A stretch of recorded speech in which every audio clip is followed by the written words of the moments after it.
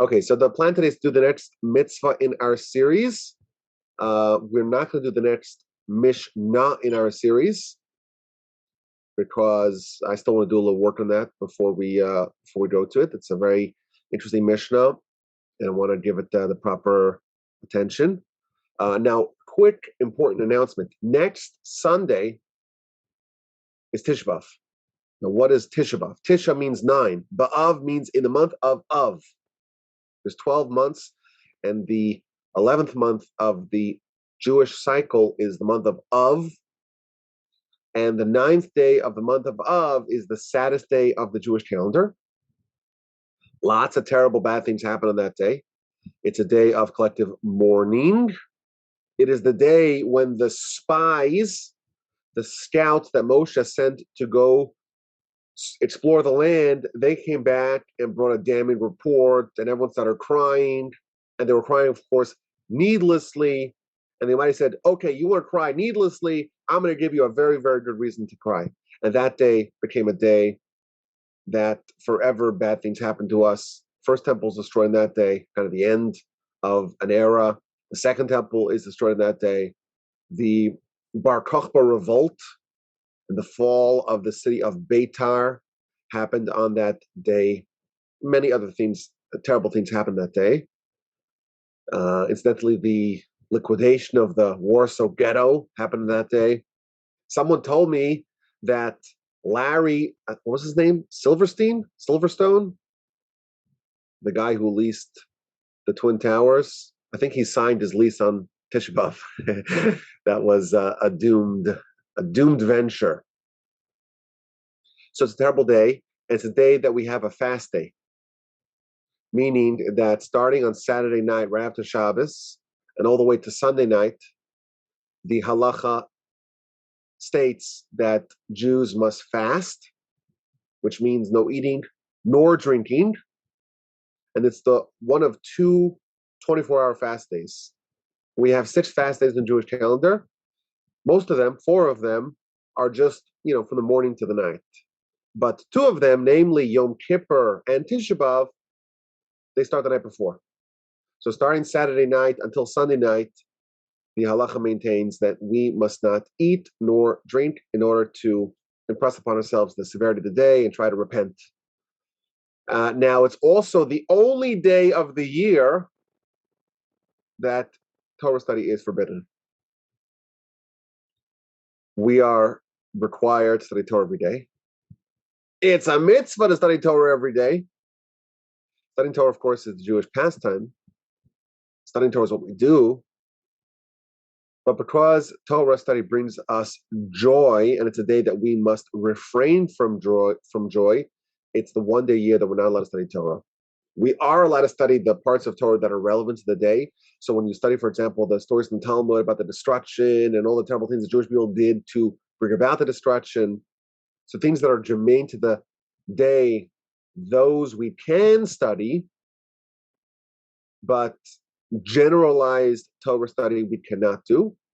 And therefore, it's a day of sadness and mourning and fasting and no Torah study, and we will not be having a class next Sunday because of this prohibition against studying of Torah. So next week there will not be a class. We will reconvene again. Let's see. Today is the 11th. So 18th we're off, and then 25th of July we will reconvene. Please God, with the help of the Almighty.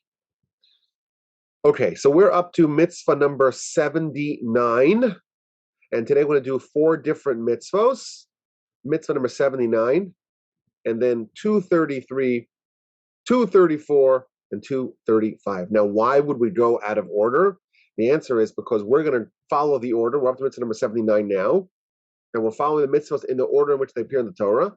But sometimes certain general ideas are divided up into various places in the Torah, and therefore we're going to try to bunch the things that are relevant, that are similar laws together, so we have like a whole concept, a whole idea, and we can bunch it all together. So we're going to do 4 mitzvahs today. Mitzvah number 79, which is the mitzvah not to favor the poor and the less fortunate in judgment. If you're a judge, if you're overseeing a court case, and one of the litigants is poor, and you may feel an urge to show favoritism to the poor, you may not do that. That's a violation of mitzvah number 79. And related mitzvahs 233 is not to corrupt judgment. So when you're a judge, you must rule in accordance with the law of the Torah. You may not rule against the law of the Torah. After all, you're a judge, and your prime responsibility is to adjudicate a given matter as per the laws of the Torah, and therefore there is a prohibition to violate that and to rule against the law of the Torah. That's mitzvah number 233. 234 is almost the opposite of mitzvah number 79. If mitzvah number 79 is not to favor the weak and the poor and the less fortunate, mitzvah number 234 is to not favor the rich and the powerful. If you have a litigant that's really rich, really powerful, really, really important, you may feel an urge to show favoritism to that litigant, and that will be a violation of mitzvah number 234. And finally, mitzvah number 235 is to rule with justice. And this is a theme that we see throughout the mitzvahs. Is sometimes we have similar ideas that are divided up into separate mitzvahs, and sometimes almost the identical idea will appear in two varieties. You'll have the negative, don't behave in way X, and then you'll have a positive mitzvah, yes, behave in way Y. So we have the mitzvah not to corrupt judgment. That's a negative mitzvah. Don't do this and that. And then we have a positive mitzvah to, yes, indeed, rule with justice. Okay, so that's the mitzvahs we're going to cover today. So let's start with the basic idea, not to corrupt judgment. If you're a judge, you cannot rule in any other way aside from the laws of the Torah. People come to you and they want judgment, and you, as a fiduciary of the court, you're like a stand-in, a representative, an emissary of God, and the people come to you and they want the judgment, the ruling of God. They have a disagreement, they have a dispute. You must rule in accordance with the Torah. Now, the Sefer Chinuch, the book that we are using to guide us through the 613 mitzvos, he tells us that actually, in the event that the litigants themselves agree that they want some other kind of ruling, they don't want the ruling of the Torah, they want something else. Maybe they want a settlement, they want a compromise, they want you to use some other system, that's okay. But if they're coming to you as a judge and you're going to give judgment and you're going to rule as per the law of the Torah, you must give that ruling. Going to be a violation of this mitzvah to use any other system, to use any other methodology of arriving at a verdict aside from the laws of the Torah.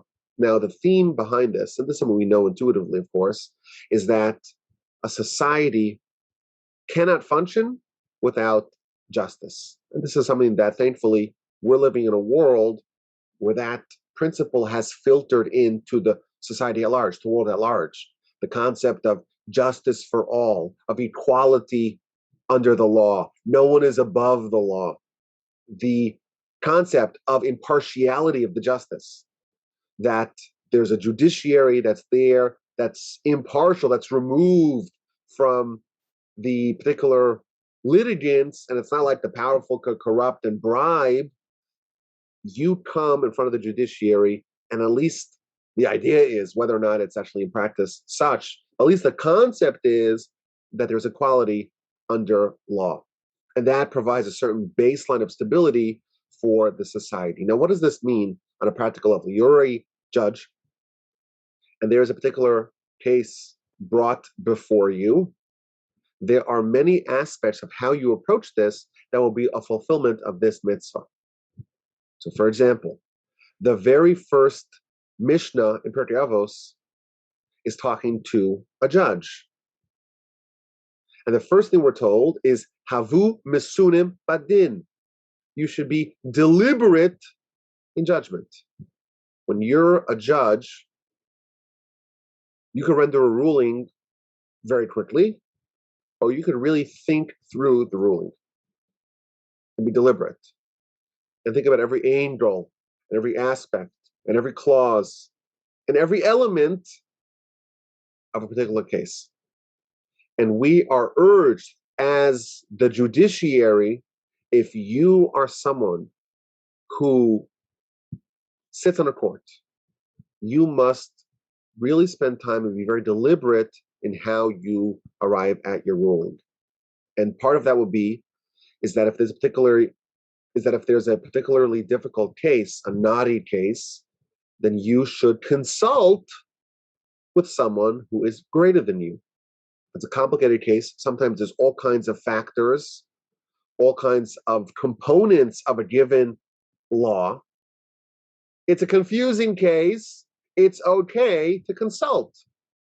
And if you don't feel like you're qualified, it's actually a mitzvah for you to not judge. This is something that we should try to avoid. Unless you are super qualified to be a judge, you should recuse yourself from this responsibility. It's very important that people who are not qualified don't sit on a court. And we have to press upon ourselves the seriousness of judgment and the importance of not erring. Again, if you are rendering a ruling, you're in effect declaring this is the will of God.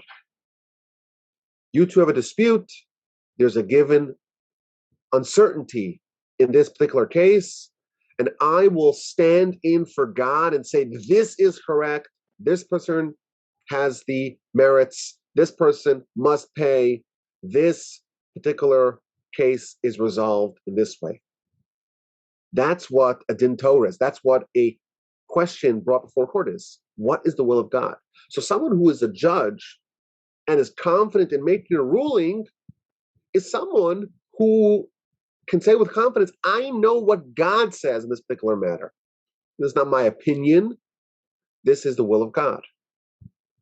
And therefore, it's a very serious thing to do. And if you're not qualified, you should not sit in court. And with matters of, let's say, monetary dispute, these are very complicated laws. The Talmud even says, if you want to become very clever, if you want to become very sharp and very intelligent, if you want to hone your mental capabilities, study Talmudic law. Because the cases are so intricate and the fine line separating one ruling from another is so razor thin that you actually sharpen your mind by studying it. And that's all great if it's all theoretical. But if you are rendering a ruling and there are so many slight factors that could tip the judgment in one way or the other, you're giving a finalized ruling. You're giving a verdict. Make sure you get it correctly.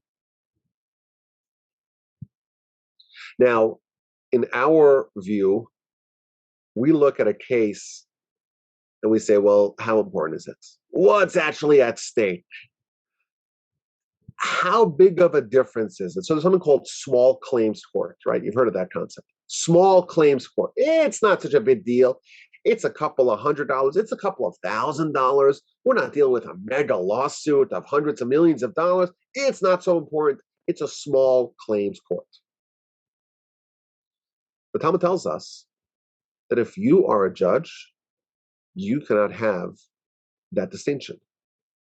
You must value and cherish the ruling of one penny as the ruling of $1,000.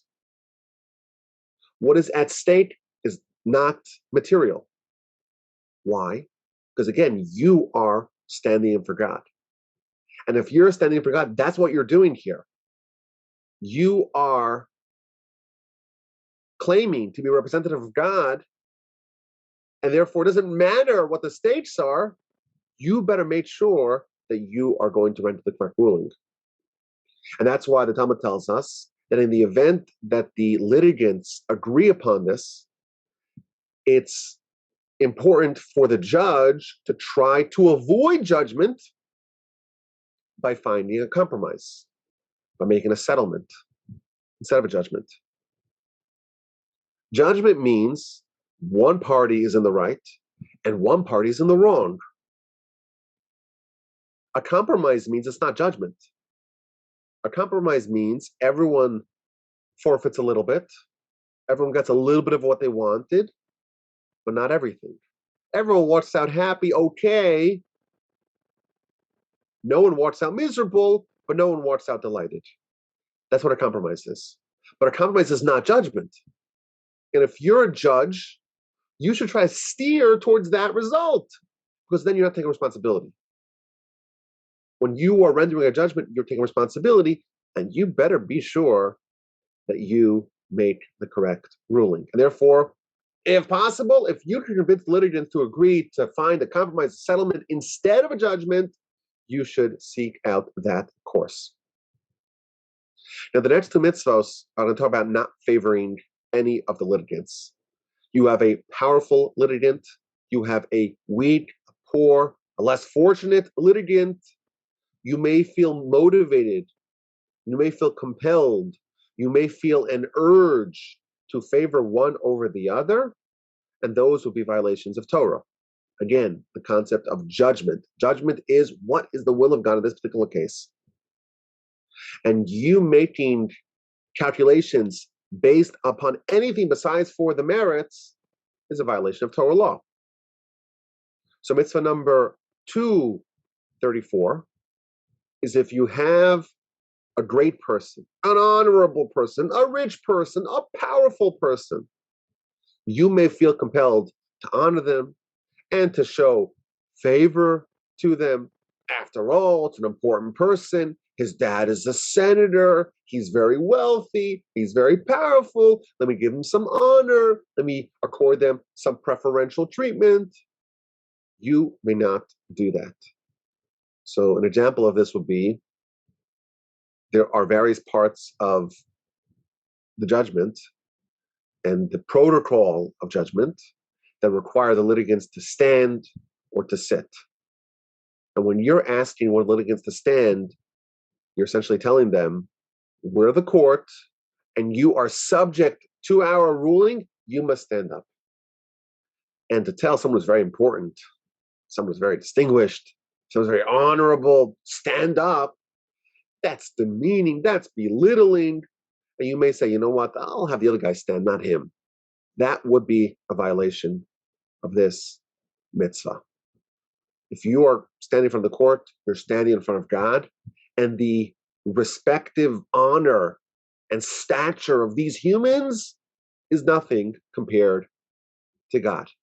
And therefore, you cannot make different rules for the litigants. Even if you're not going to show favoritism in the verdict for the honorable person, for the important person over the other one, in any part of the judicial proceedings, you may not show favoritism to the respectable person over the other litigant in this particular case.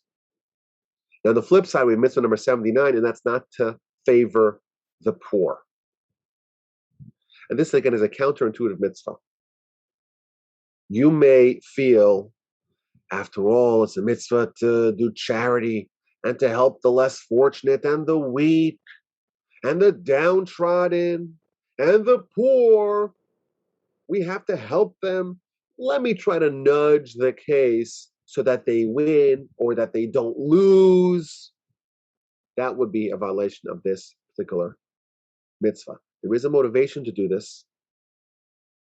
After all, you would say, listen, I'm the judge. I have a mitzvah to give charity to this person. Oh, you know who else has a mitzvah to give charity to this person? The other litigant. This is a poor person. You got to help them. I'll find a solution. He'll give charity. I'll give charity. We'll render the ruling that the poor person wins. And you know what?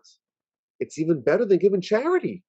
Because when you give charity, the person who's the recipient of the charity, well, they feel a little bit ashamed.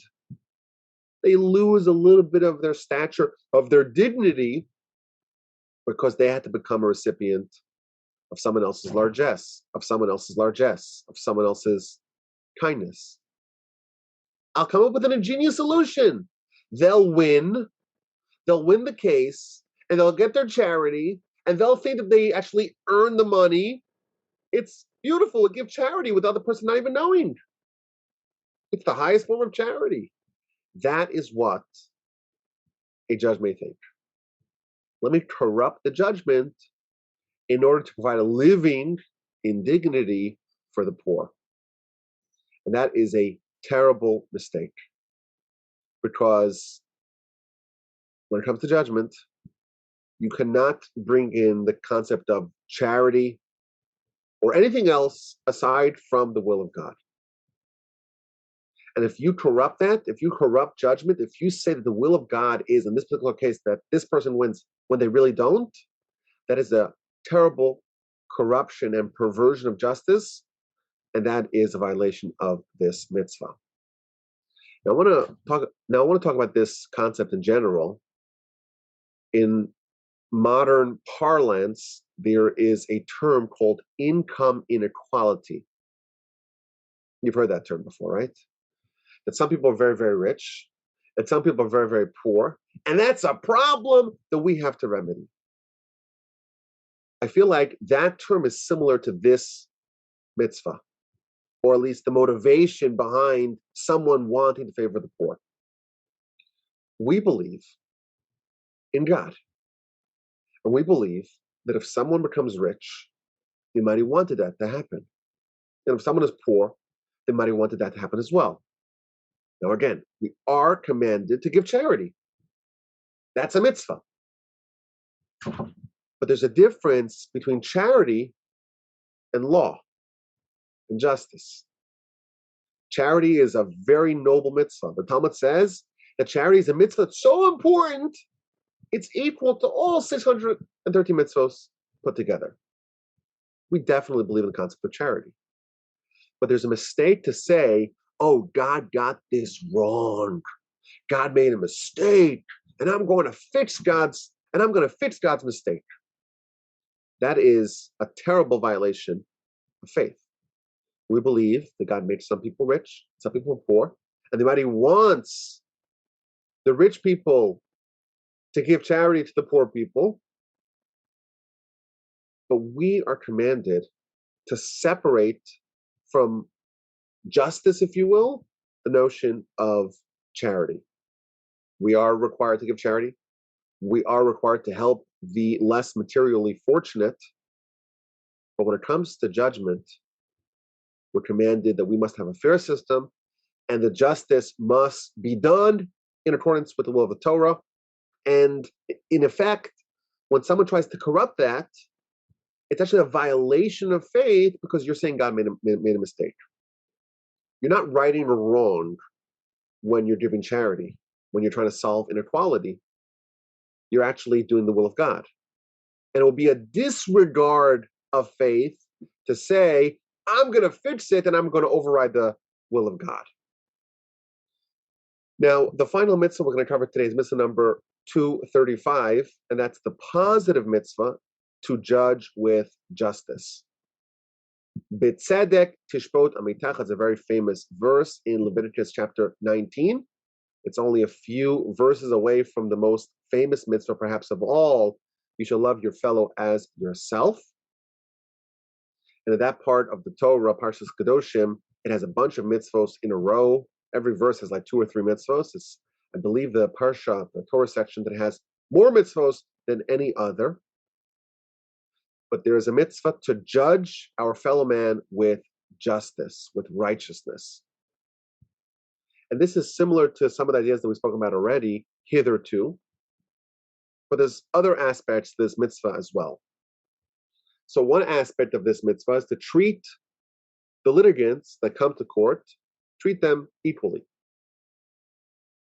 So for example, we cannot tell one side of the dispute, you speak as long as you want. Tell me your side of the story. Present to me your argument. Tell me how you saw what went down. And then the other person gets up to say, just tell me quickly what actually happened. Just shorten it. We cannot show any favoritism when it comes to speaking time. That's one aspect of this mitzvah. Another aspect of this mitzvah is b'tzedek tishpot mitacha. You should judge with righteousness.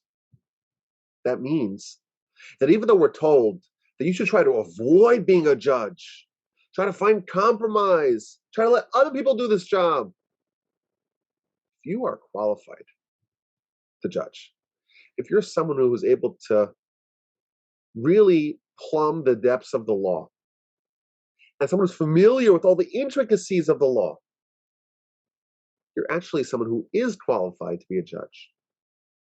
You must not shirk your responsibility and say, let someone else judge. What happens then? If you are indeed qualified to be a judge, you may feel an urge to say, you know what, I don't want to get tangled up in all this, but there's a mitzvah for you, for people who are qualified to be a judge, to indeed accept that responsibility. Moreover, if you don't do it, who are they going to hire? They might hire someone who's less qualified. And therefore, if you are qualified, you must indeed embrace that mantle, that responsibility of being a judge. There's another aspect of this mitzvah we're told here in Sefer Chinuch, and that is that we must judge our fellow man favorably. If you see someone who does something ambiguous, it could be interpreted in one way, you could judge them favorably. It could be interpreted in another way, you could judge them negatively. You could say, well, maybe they meant something good, maybe they meant something bad. It's ambiguous. You don't know what they actually are doing. As an outsider, you're looking in. You don't have all the information, but you must render a judgment. There is a mitzvah, part of this mitzvah, again, there's many aspects of this mitzvah, 235, to judge with righteousness. There is a mitzvah to judge others favorably. Again, suppose that the facts, at least as you see it, can furnish two interpretations.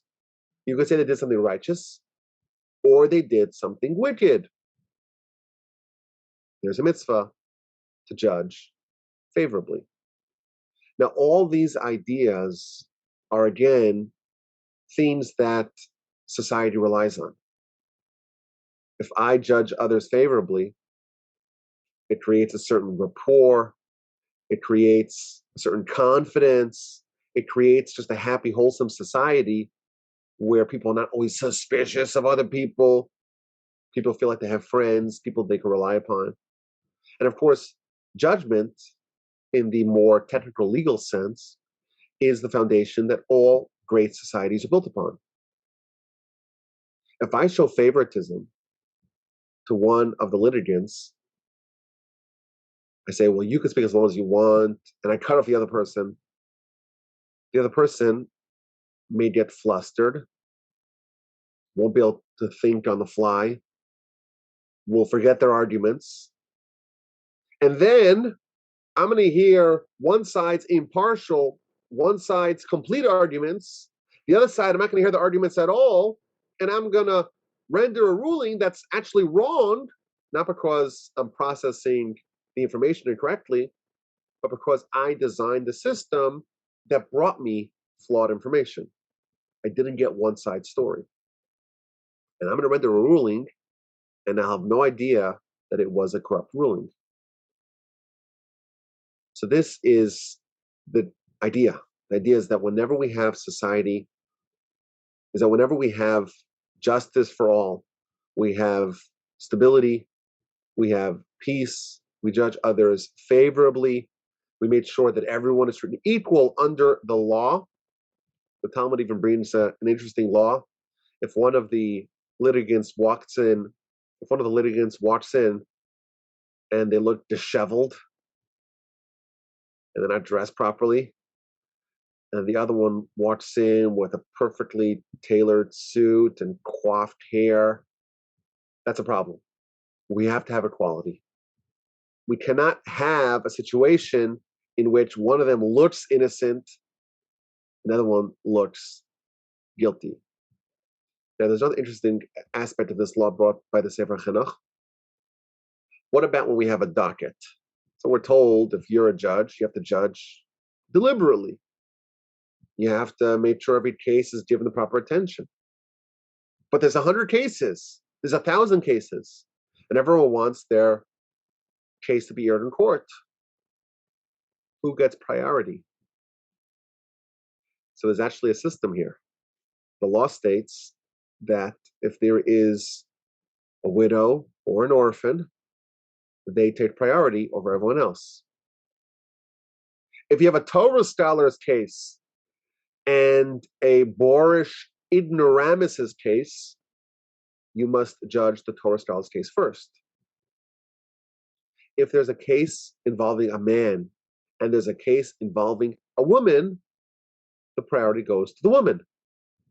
And all this is part of this generalized just society included in this mitzvah of judging others favorably, of having justice and righteousness in the land. One more thing before we sign off: the concept of judging favorably. Most of us are not going to actually judge others. Never sit. Most likely, most of us, I would say, are not going to sit behind a bench and actually render rulings. Maybe we'll end up maybe on a jury. But I find that most people know how to get out of jury duty, even though, of course, it's your civic responsibility and the like. But most of us are busy and won't end up on a jury, most likely, in our lifetimes. Maybe yes, but maybe not. But this particular aspect of this mitzvah, to judge favorably, is something that we probably do every day. Every day we see people and they're acting, they're behaving, they're saying things, they're doing things. And we don't always know all the factors that go into people's behavior. And we are told that we must judge others favorably. Whenever someone acts in an ambiguous way, we have to try to, in our heads at least, judge them that they acted properly. Now, this particular law is,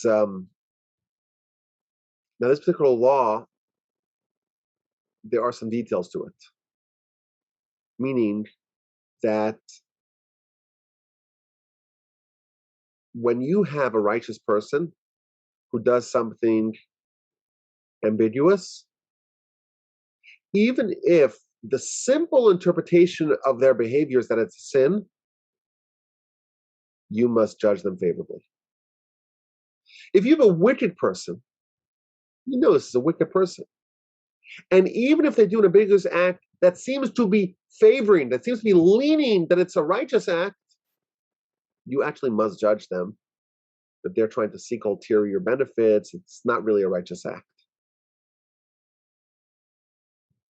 So there are some details to this law. It's not just, carte blanche that across the board, we always judge everyone favorably.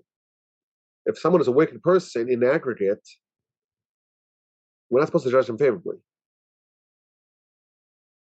But in general, someone's a good person. In general, a good person, they're doing something that seems a little bit suspicious. It seems a little shady.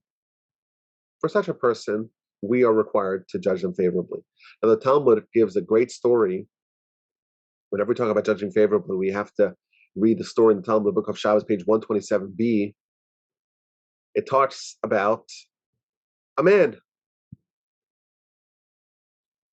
And this man was hired as a laborer for a landowner in the south, and he worked for him for 3 years. So we have a person who lives in the north, is hired as a laborer for someone in the south, for a rich landowner in the south, for 3 years.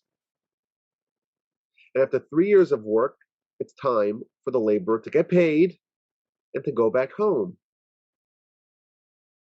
And he goes to the master, to the landowner, very wealthy person, and says to them, okay, I did my 3 years of work, pay me. So the landowner tells him, I don't have any cash. I don't have any cash, I can't pay you cash. He says, no problem. You give me fruits. You have, after all, these orchards and fields. You have lots of fruits. Give me your fruits. I'll take the fruits. I'll sell them in the marketplace. I'll convert it to cash. No problem. So he says to them, I'm sorry, I don't have any fruits. Now they're standing in middle of an entire empire of assets, of fruits and orchards and fields. And the guy says he has no fruits. But the laborer is nonplussed. No problem. Laborer says, no problem. Just give me land. Give me land. I'll sell the land. I'll convert it to money. No problem. I don't have any land. Give me livestock. Give me sheep. I don't have any of that. You know what? Just give me like blankets and linen. I'll sell that. I'm sorry. I don't have that either. The laborer takes his tools, slings them on his back, and walks home. 3 years of work ends up with nothing.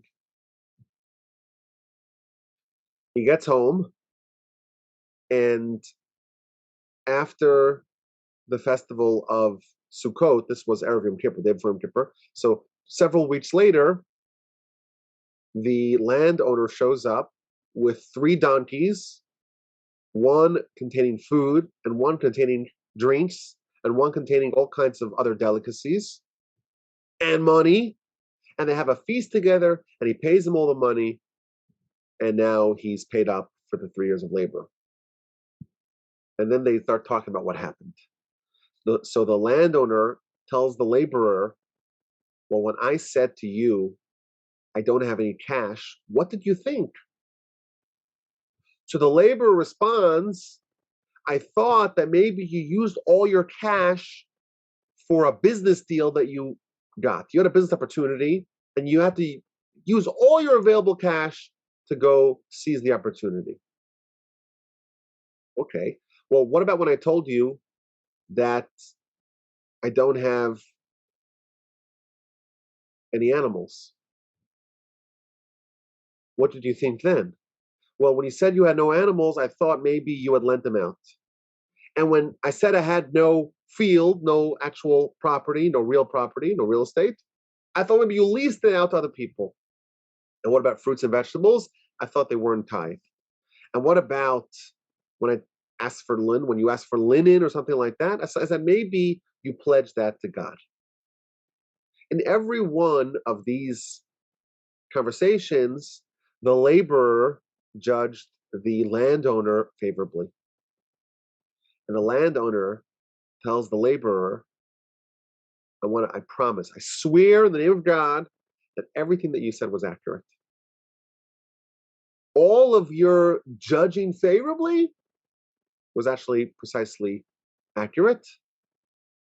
And just as you judged me favorably, may the Almighty judge you favorably. That's what the Talmud says, the book of Shabbos, page 127b. And this laborer is considered to be the paragon of judging others favorably. Now, Rashi, in his commentary, tells us that we actually know the identity of this particular laborer.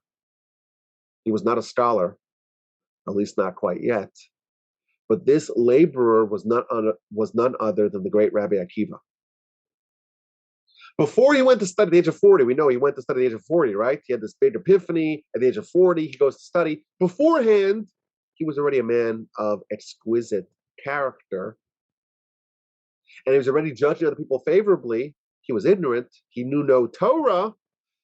But the makings of a giant was already in place. And in fact, the landowner was Rabbi Eliezer, who was the greatest sage in the length of time, who went on to be Rabbi Akiva's teacher in Torah.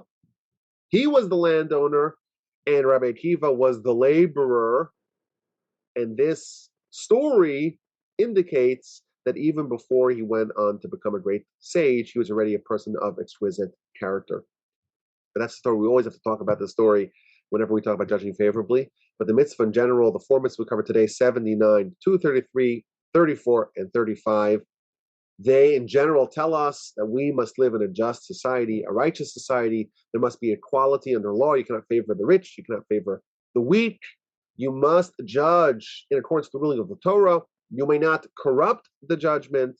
And if we have a society like that, then we are doing our responsibility and we are faithfully representing God in judgment.